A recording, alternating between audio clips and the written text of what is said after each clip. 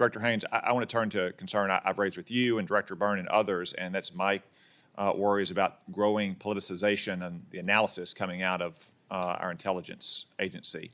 This is an annual threat assessment. There is an annual threat assessment, so let's look at it. On page 33, you write, transnational, racially or ethnically motivated violent extremists continue to pose the most lethal threat to U.S. persons and interests.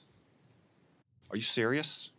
You seriously think that racially and ethnically motivated violent extremists are the most lethal threat that Americans face? So, yes, sir. In terms of the number of people killed or wounded as a consequence. How many people were killed by racially and ethnically motivated violent extremists in the United States last year? I don't have the exact number for you right here, but I will get it for you.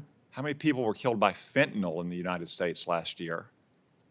As you know, it's over 100,000 for fentanyl. But so isn't that a more lethal threat? Absolutely, but it's not being compared against fentanyl in that statement. It's in the context of terrorist threat.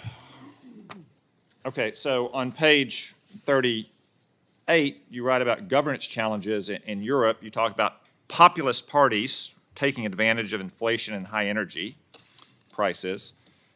You worry that public discontent, potentially including increased mass protests, could undermine backing from mainstream European governments while increasing support for populist and extreme parties. You also say it could undermine the quality of democracy. Well, how is this foreign intelligence? And who are these populist parties in Europe that we're so concerned about?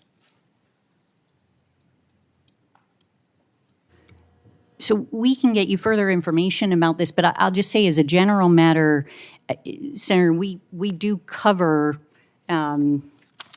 different effects on democracy throughout the world, and that is something that is typically perceived as part of our remit.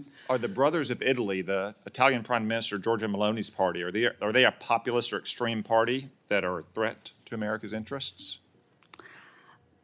I don't know that, I wouldn't want to speak for the analysts as to whether or not they consider them a populist party. I suspect that they may, but I don't know that they would say that they're a threat to the United States. All right.